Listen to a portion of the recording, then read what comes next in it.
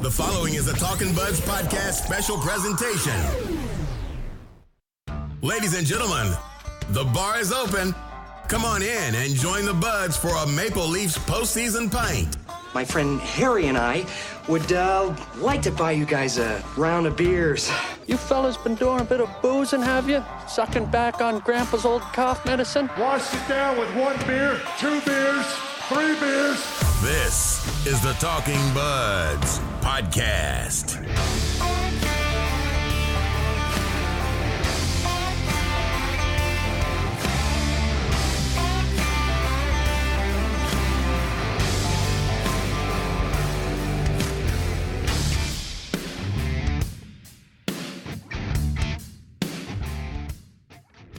Welcome, everybody, to Postseason Pint number 5. Ryan, the Maple Leafs are 1 win away from slaying the Dragon, eliminating the Boston Bruins. We said Game 1 was probably their most complete, best game of the year. I think last night's Game 5 may have surpassed it in that regard.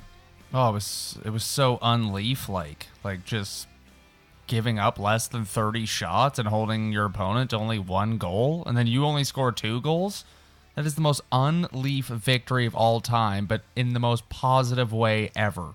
This is how we wanted this team to play and step up defensively and be a little tighter, and you got good goaltending, and man, I never thought they'd be up 3-2 going into Game 6 and winning 2 games in Boston already. It was a tense nail-biter of a game, no goals through the first 2 periods, and then Ryan, anyone who wants to criticize Auston Matthews should be silenced after games 3, 4, and especially 5. He went legend last night. Gets a big goal and then sets up the second Leaf goal. He made the first pass out of the zone that led to Muzzin setting up Kapanen for the second Leaf goal. Auston Matthews, legend last night. Yep, this is what we wanted from him, man. You got to chip in when you're the guy. If you don't score and chip in offensively and get that big goal and be a game breaker, then you're not worth the money you're getting paid. And Auston Matthews proved last night and the couple games before, 3 and 4, that he's showing up, and it's big boy time for Auston Matthews. And we definitely weren't the only ones who thought that way about Matthews' game, Ryan. Babcock said after the game, quote, "I thought tonight in particular was his best 200-footer of the playoffs. He was outstanding. He was involved in so many breakouts. He was there and available for the D on that goal that Cappy scores. He's right there for the D on the play coming out of the D zone." So basically what I just said about him making the first pass on the Kapanen goal. So he was in the doghouse after Game 2, and everyone was going after him. We challenged him to be better, but I think Auston Matthews is once again staking his claim as the franchise. Oh, yeah. Yeah, no, it's everything we've wanted to see out of the guy, and we wanted to see scoring out of him this series and be able to step up and, I guess, dominate a hockey game. That's the way other people like to put it, but when your best player is chipping in as much as he is right now, then chances are you're going to have a pretty good chance of winning a playoff series. Frederik Andersen took some shots after Game 4 for letting in a few questionable goals and was right back to being vintage Freddie last night as well. Your thoughts? Yeah, he was great. And I thought the penalty kill, that was the big issue in Game 4, is giving up way too many power play goals and giving up too many power play goals in the series. And last night, Bruins get the first 3 power plays of the game, and they kill off every single one, and that just builds momentum going in to the third period when you kill off 3 big penalties and your goalie's playing well. And yeah, it was only whoever got that first goal, I felt like in that third, was going to win the hockey game. And Zach Hyman, little questionable goalie interference call. I think it's the most borderline goalie interference call ever. Ryan Burke was adamant after the game, Ryan, that goal should have been called back. Yeah, like he did touch Rask, and he didn't knock him over, but there was contact. Rask was in his crease. Was he going to stop the puck anyways? Probably not. And I guess that is what that was their thinking when they called it a goal. But who knows, man? That could have. It's about time a call went this team's way anyways. Like, There's been so many times that a goal has been called back on this hockey team through the regular season in the past couple of years. So you know what? I don't care. I'll take it. They need a break, and they got it last night. Well, you're just sitting there, and you're just like, it's going to get called back. That's what happens to this team. Goals get called back. Yeah, and I think all the analysts and the media thought that was goaltender interference, but at this point, I really do not care. I am just happy it was not, and we're up 3-2 now, so too bad, Boston. So a few more stats from the game. Let's just go through them here. The Leafs winning 63% of the faceoffs. The Leafs out-hitting the Bruins 30-26 and out-shooting them 29-27. So as we said earlier, probably the Leafs' best, most complete game of the season. Yeah, and the Bruins, like the big game 4, they had Marchand and Pasternak going, but their bottom 6 forwards, except for Charlie Coyle, like their bottom 6 is nowhere. Like all you got to do is shut down that top line and maybe keep Krejci's line off the board, but man, you got to. They're taking advantage of that bottom 6 matchup right now. I think the Leafs' bottom 6 is a lot better right now than the Bruins' bottom 6.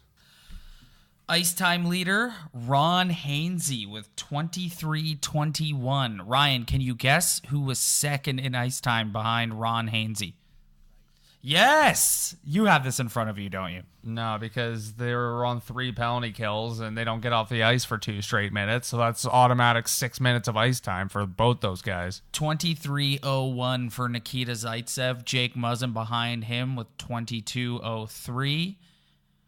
Morgan Riley behind him with 21-31. And I believe, and let me just confirm here, yes, Mitch Marner led all Leaf forwards with 20-16. So, to your point that Zaitsev and Riley getting the most of the ice time because of the penalty kill, but I thought Jake Muzzin was his best game since being acquired by the Leafs was last night. And it was after he just had a baby. Yeah, he's had a couple of really good games this series, and man, he's the difference in the world. That's what Dubas wanted when they picked him up. So seeing the guy contribute offensively by passing the puck and finishing his body checks, he's a Stanley Cup winner. He knows how to win, so he's showing it right now. All right, let's not waste any more time. Game 6 goes Sunday at 3 o'clock. Bit of a weird random start time, but 3 o'clock in the... I'm actually kind of excited that it's on at 3 o'clock in the afternoon. I don't know about you. It's kind of something different. Yeah. Oh, yeah. So I'm taking a time out from anything I'm doing tomorrow. Whoever I'm with, they're going to have to take a time out for me because I'll be locked in a room at 3 o'clock, ready to go, ready to watch this team attempt to win this series. I don't know how I feel about it. I still think it might go to 7 games, but hopefully they close it out tomorrow. The Bruins are going to come out guns blazing. Their backs are against the wall. Their season is on the line. The Leafs have to play the exact same way they played in Game 5 from a defensive perspective. You cannot mail it in the defensive zone, kind of like they did at times in Game 4. Ryan, my hands are sweating talking about it. Like none of us saw this coming. None of us saw them getting here. No, and personally for Game 6, I'd like to see Johnny T step up and provide some offense. Like, he's having an okay series, and his face-offs are tremendous, and that's been huge against Bergeron. But I think if you're gonna close out this series, you need 91 to get on the scoreboard. That's the only thing that's missing from this series for me. Is 91 hasn't created a lot of offense for himself, hasn't got a lot of chances. If this team wants to win this series and go far in this playoffs, 91 has to start getting on the board. Speaking of guys turning it around, Kasperi Kapanen, who we got on for puck watching in Game 4, had a much better game last night, scored a big goal. Yeah, he shot one over the net on a breakaway in the first period, but then he put that one away in the third on a nice pass across the ice and at an open net and didn't fail. So, you know what? I thought the whole team last night played as well 5-on-5 defensively as I've seen them in a long time. The Bruins still had some prime opportunities on net, but when's the last time you saw the Maple Leafs give up less than 30 shots in a hockey game? Like, I can't even remember. So I'm going to give hats off to the whole team as a 5-man unit, 5-on-5, and the penalty kill because, man, like, so unleaf-like that win. I was hoping that you would go on this rant. Ryan and I watched the game together last night, and I was hoping that you would go on the rant that you went on last night, so I'll remind you of it. What happens when you put Auston Matthews on his shooting side? Oh, yeah, that goal. Oh, my. All year, power play. Matthews and Marner on their strong sides, which means they are not set up for a one-timer or a quick shot. They got to turn around, make a shot. Last night, Auston Matthews has an opportunity on his strong side, on the right side of or on his weak side, on the right side of the ice, in a one-timer position. And I know Auston Matthews doesn't have the Steven Stamkos, Patty Laine, Ovi kind of one-timer, but he's got one of the best wrist shots in the league, and I'm sure he can get off some sort of a one-timer. And last night, he gets an opportunity on his weak side to take that one-timer, and boom, look what happens. It's in the net because he doesn't have to turn around and shoot the puck. He's got the puck right on his stick in a perfect scoring position, and bang, it's in the net. I want to see that on the power play. I want to see Mitch Marner they do it, and Ryan? Auston Matthews baffling. switch sides. I have no idea. I don't know. I guess they I don't know. Mike Babcock, we already know Mike Babcock has this weird thing for guys playing on their right side, their strong side. So he likes the left-handed shots on the left side and the right-handed shots on the right side. And that's fine at 5-on-5. It doesn't bother me. But when you're on the power play, you need to switch them around. Like every other effective power play in the league does it. They always have the guys in a one-timer position. And look at Auston Matthews. Okay, you can make the argument he's not Ovi, but look at last night. He got the opportunity and he scored. So I want to start seeing that on the power play. I want to take a look. Hopefully this isn't jinxing or anything. So I'll knock on wood. Everybody can hear me knocking on wood before I say this. But what is going on with the Bruins? Like they are just have not played the style that we all thought they would play going into this series. We saw it in game 2, but there's just no, the Leafs are taking it to them. Do you think this is just maybe a changing of the guard? Or do you think the Leafs are just we're not afraid of you anymore? And that maybe that's what's happening? Because I got to be honest, and again, I'm knocking on wood, but through 5 games, I haven't been that impressed with the Boston Bruins. No, I think their depth forward-wise is a little overrated. And I think it's especially Zdeno Chara, them saying, we're not afraid of you anymore because you can't skate anymore. And if you want to just give us a little slash or a little punch in the head after the whistle, and because he's Zdeno Chara, he gets away with it, they're just taking it and moving on. And they're challenging him in his corner all the time. Before this series, I said, if they're going to win this series, they're going to have to continue to go in Zdeno Chara's corner over and over and over and over again. And that's exactly what they are doing. And I think Charlie McAvoy is the only defenseman who's really showed up for the Bruins. Torrey Krug's nowhere. He got nailed in that one game. Who knows if he's reeling or has an injury. And some of their other guys just haven't really stepped up. It's been McAvoy, and everyone else is kind of mediocre. And when you shut down Brad Marchand and Patrice Bergeron, they don't look like the Bruins. And I think what you're getting at, though, is just their physicality level is just not nearly what you thought it was going to be. No, not even close. Not even close. And no. Like I said, you saw it in game 2, but I think that game in general got a little silly and out of hand. But through the other games in this series, like I said, the Leafs are taking it to them. Yeah, the Leafs are out-hitting them through 5 games, which is shocking. The Bruins have had a couple, really big hits, but so have the Maple Leafs. And the Maple Leafs are being as physical as they could possibly be, and it's working. But it kind of scares you, though, that the Bruins haven't played amazing, and it's still a close series. But these two teams are just too even and too close for this series not to be a 6 or 7 gamer, and that's exactly what we're getting. Oh, boy. I am... It's going to be Oh, I don't even know what to say. Like, I can't believe we're in this position where they're one win away from eliminating the Bruins and moving on to the second round. Again, let's not get ahead of ourselves. The hardest game to win is the fourth game to put the team away. They've put themselves in a good spot where they now have 2 chances to try and make that happen. But, oh my goodness. Oh my goodness, Ryan. Well, now they put themselves in a choking position. Like, if they choke this away, then they're going to be, like, this would be, they cannot choke this away. Like, they are in this position. No one thought they were going to be in this position. I don't think even they thought they were going to be in this position. And you're going back home. Like, you don't want to go back to TD Garden. I know they've already won 2 games, but no, I'm with you. This 100%. is the position you wanted yourself in, to win a big game 5 and go into game 6 in your building and put it away. Like, they're going to need another huge game from Freddie, obviously. I think that first period is going to be a nightmare because the Bruins are going to be flying. But, man, they just got to keep, like, playing the way they are playing. Like, I don't know. They can't deviate from their good 5-man defensive unit that they had from last game. Like, if they start running around again, like, they're done. Like, oh, man, I just hope, man. I just hope they get through. Oh, I know. That's what I'm feeling right. As we're talking about it, it's like setting in, and you're just like, oh my God, I can't believe they are in this spot. Yeah. Wow. Yeah. All right, let's do bum and beauty of the game. Hit the music. It's time to find out who's a bum and who's a beauty. Take it away, buds.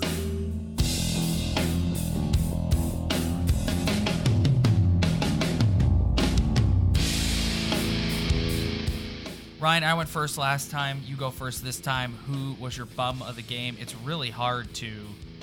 We might have to pick the same guy because it is really hard to pick on them after they played such a great, complete game. But I know we both have one particular person in mind. So you go first, and I might join in. All right. I'm going to go with Jake Gardiner again. Oh, never mind. We're going to have 2 different. I'm going to go with Jake Gardiner again. He's just... Man, he looks brutal out there. Like, he looks scared. He's the only Maple Leaf on the ice that looks, like, scared. Like, all the other guys are kind of... Like, Tyler Ennis. Like, the guy's tiny. He's going on the corners, just battling it out. Jake Gardiner, whenever some pressure is on him while he has the puck, like, it's a give. It's almost like a 100% giveaway at this point. And his ice time is reflecting it. I know I hate people. Oh, he's injured. He's still recovering from his injury. But I don't know. I think everyone's got some sort of injury right now. Like, I know Bergeron, there's rumors of him being injured. But Jake Gardiner, I'm not impressed at all by his game. So he's my bum. All right, and I'll pick the obvious one. Patrick Marleau. Again, just not great. And is a borderline liability. I thought that line, I guess, was a little better last night, but it's still, I don't know, Brown and Marleau still not really doing it for me. And so, sorry, Patrick Marleau. We say it every week. We know you're a beauty and everyone loves you and you're a great guy, but I don't know, man. Father Time is knocking on his door, and it'll be interesting to see what they do with him in the offseason. So, Patrick Marleau, you were my bum of the game. Ryan, beauty of the game. Go. I'll go beauty of the game. Didn't have any goals or assists by the end, but I'm going to go with Zach Hyman. He's just, like, for a guy I used to just rag on and people used to just rag on, like, man, he is a hockey player. You want as many Zach Hymans on your hockey team as possible. And, man, he's just fun. I get it now why Babcock was so in love with him and is so in love with him, because he's really starting to show it. I notice him every single time he's on the ice. He's battling with Chara. He gets in front of the net. He's not a dirty hockey player, but he kind of gets under your skin by how, like, relentless he is, and he's not afraid to kind of shove you a little bit. So for a guy I used to not be a fan of, I am a huge fan of now. So Zach Hyman is my beauty of the game. And I'll pick the obvious one again, Auston Matthews. And it's not just because of the big goal he scored. The big criticism on him from the coach and from his detractors has been his 200-foot game and how he's not where he needs to be in the defensive zone, and I thought it was the complete opposite of that last night. I thought he was magnificent. Like I said, he started that breakout out of the defensive zone with a nice pass that eventually led to the captain goal, coming back, helping his defenseman out. And if he's going to go to the next level and become the elite player that he wants to be and we all think he can become, that is the evolution that needs to happen to his game. And he made a solid case last night as to why he should be named the next captain of the Toronto Maple Leafs. Auston Matthews, beauty of the game. Yeah, and he's not laying hits, but at least he's going to the corner and finally taking some contact, got a little too. roughed up by Chara last night, lost the helmet. Yeah, and he's got that pissed off look in his eye, and he goes out and he starts skating his ass off and working hard, and when he starts to get that little pissed off look, you know good things are coming, and he doesn't have that sleepy face he has when he's brutal. So let's keep this going, 34. All right, Ryan, quick around the league before we wrap this up. The Calgary Flames eliminated in 5 games by the Colorado Avalanche. This is the first year ever that the 2-1 seeds have been dusted out in the first round. The 2-1 seeds went a collective 1-8 in the first round. Your thoughts on the Calgary Flames? I just think the Calgary Flames, like Tampa is a little more surprising because they're actually legit all the way around. Calgary, I think the Western Conference is just so lame this year. So I think the difference between the first place team and the second wildcard team isn't as drastic as you think it would be. I think the whole West is about as tight as possible, and anyone can come out of there. So that doesn't really surprise me when you watch the way Nathan McKinnon is playing hockey right now, and then Mikko Rantanen, that whole line. Like, man, Colorado, like, Nate McKinnon shows you that you could be a first overall pick, have a ton of expectation, and take you a while to really start taking over the league. And he's doing that right now. He's unbelievable. So that doesn't surprise me. It makes you think of like Matthews, right? It's like McKinnon's been in the league for like 5-6 years, and he's like just now coming into his own.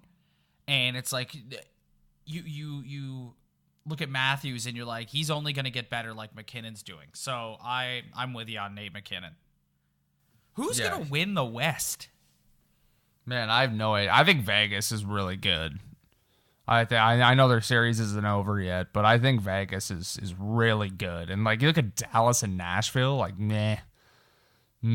Both those teams are kind of not doing it for me. I think anyone can come out of the West at this point. It's anyone's playoff now. Like all these top-seeded hockey teams are starting to get dusted, and this is anyone's playoff. I kind of like that this shift has happened in the NHL postseason this year, and I know there's some people who are really against parity and like having dynasties and that sort of thing, and I get why that's because you like watching greatness, and like it's like the New England Patriots. It's like or Golden State Warriors. It's like they're the mountain that everyone else has to climb, and like so I get the appeal of that, but I kind of like that this shift is happening in the NHL because all you gotta do is get in.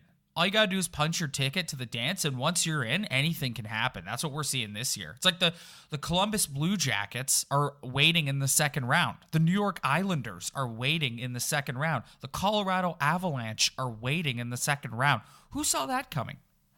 Yeah, and then the Jets are reeling too, and man, who knows? Anyone but the Islanders, though. That's the train I'm on. Yeah, 100% agree with you on that. Last thing, the Detroit Red Wings naming Steve Yzerman their new general manager. This was widely speculated when he left Tampa at the beginning of the season that he would eventually be named GM of the Red Wings. Obviously, given the fact that he's a Red Wing legend, that's where his family currently resides. I watched a bit of his presser yesterday, and I just love Stevie Y, man. I just love the way he answers the questions, and I just love how he's just like, if we got to miss the playoffs 2-3 years to get this organization back on the rails and draft and develop properly, then that's what we're going to do. And you just know because he's Stevie Y and it's the Red Wings, he's got all the time in the world to do whatever he wants. If you're a Red Wing fan right now, you are stoked. Like, you're just on cloud nine. Look at the body of work he put together in Tampa. Like, whoa. This guy knows what he's doing. So watch out for Detroit in a couple of years. Well, let's take a look at the Atlantic Division, Ryan. The Red Wings just added Yzerman in the front office. The Panthers added Quenneville behind the bench. This division is, if it's not already, is becoming the toughest division in the league. Yeah, man. Lots of the Panthers are still losers, but it's going to be interesting. I think that's a huge. Detroit got their guy, and man, that's a big move. All right, and with that, I think we can wrap it up for this edition of the show. Hopefully, the next time we talk to you guys, we will be celebrating a Leafs victory and not getting ourselves psyched up for another Game 7 in Boston. Let's just all say a collective prayer that we don't have to live through that again. Ryan, any last thoughts before Game 6? Go Leafs, go. That's it. Go Leafs, go. Thank you, everybody, for downloading. We will see you after Game 6.